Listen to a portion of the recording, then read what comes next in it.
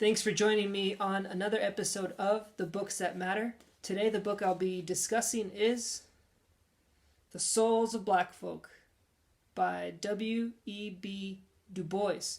First published in 1903, this version in 1995 by Signet Classics, then again in 2012 with the new afterword.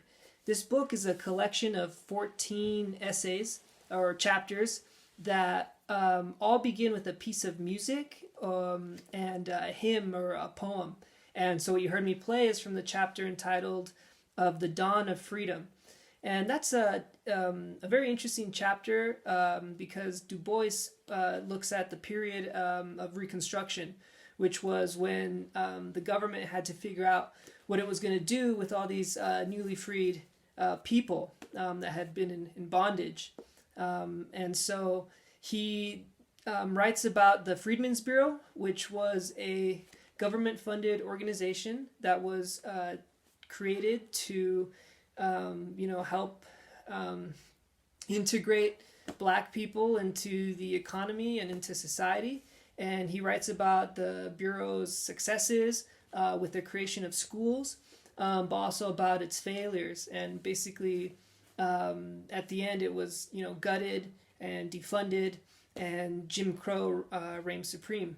And so he writes about that. He also writes about his experiences as an elementary school teacher in the South, where he also conducted a census. And so this book is, the findings from his census, his experiences as a school teacher, and just kind of also a historical background on what was going on at the time.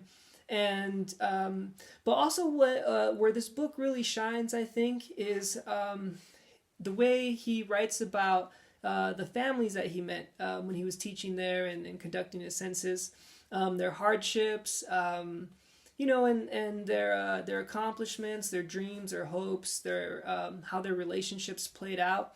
And so in that regard, this book is also another a great example of beautiful writing.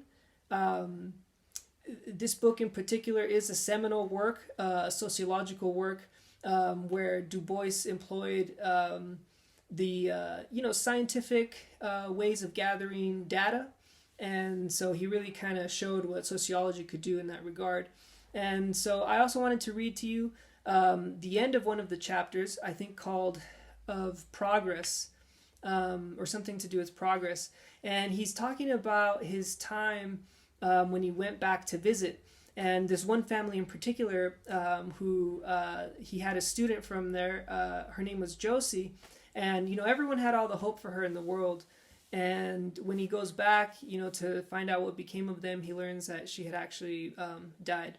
And so I just want to read it to you. And this is also a good book to pick up if you want to understand a concept like systemic racism.